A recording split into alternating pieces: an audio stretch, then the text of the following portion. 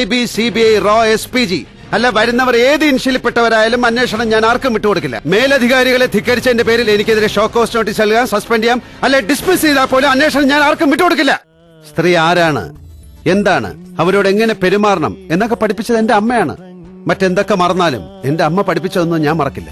നിമ്മടി മേലെ തല ചായ്ച്ചുറങ്ങാൻ കൊതിയുള്ളൊരുണ്ണീതാ ചാരേ. അതെന്താ ഈ കല്യാണി? ഈ കല്യാണിയല്ല madam, B Kalyani. When expanded it becomes Baba Kalyani. കൊല്ലപ്പെട്ട ഡ്രൈവറുടെ ദൗത്യം എന്തായിരുന്നു? ആരാണ് അയാളെ കാർ ഏൽപ്പിച്ചത്? ഈ ചോദ്യങ്ങൾക്കെല്ലാം ഉത്തരം കിട്ടുമായിരുന്നു ആ ഡ്രൈവർ ജീവിച്ചിരുന്നെങ്കിൽ.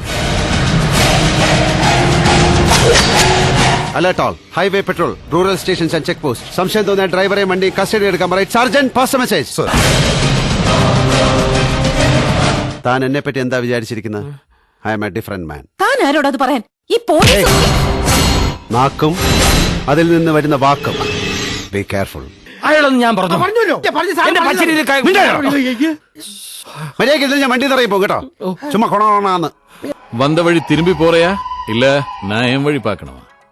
എനിക്ക് എന്റെ അമ്മയെ അത്രയ്ക്ക് ഇഷ്ടമാണ്. കൈ നിറയെ വെണ്ണ തരാം, കവിളിലൊരുമ്മ തരാം, കണ്ണൻ കവിളിലൊരുമ്മ തരാം. Nowadays, charitable trust organizations have become an easy platform for organized crimes. നിങ്ങൾ പണ്ഡിതനായിരിക്കാം, പക്ഷെ പാണ്ഡിത്യത്തിനും അറിവിനും അപ്പുറമാണ് സത്യം. യഥാർത്ഥത്തിൽ ആ സത്യത്തെ നിങ്ങൾ രുചിച്ചിട്ടുണ്ടെങ്കിൽ ആ സത്യം നിങ്ങളെ രക്ഷിക്കും.